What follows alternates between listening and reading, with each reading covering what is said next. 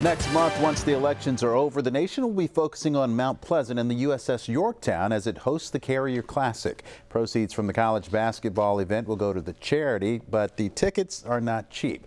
Tonight, what it will cost to attend and what the Yorktown stands to gain from it. In just a few days, the deck of the USS Yorktown will go from this to this, this, and this when the Carrier Classic tips off. If you want to go, the cheap seats in the grandstand start at $500. On the lower level, they go from $1,000 to $1,500. And if you want to be eye level with the college greats, it'll cost you $2,500. Event organizers expect thousands to fork over the admission cost. So we asked, what will the USS Yorktown and Patriots Point get out of the deal? The biggest payday for us, though, Raphael, without question, is the exposure nationwide.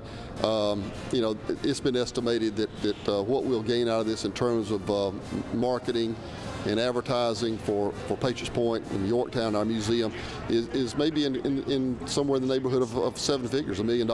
And we could never, our total marketing budget's about $500,000. So that is truly makes it all worthwhile, is to be able to get that exposure nationwide. Outside of the free publicity, Burdett says the organizers could pay upwards of $100,000 to Patriots Point just to rent the ship.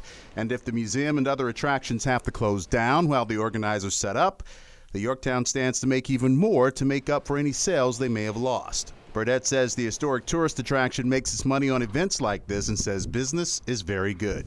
We had a great year. We actually exceeded our projected revenues by $500,000, which is about 6%. And that's great in an economy like this. Another revenue stream you might not have thought about, overnight camping on the Yorktown, big business. Burdett says since they started the program, nearly 500,000 people, 500,000 people have spent the night under the stars on the deck of the Carrier. And he says there aren't many other public attractions in the country who can say the same.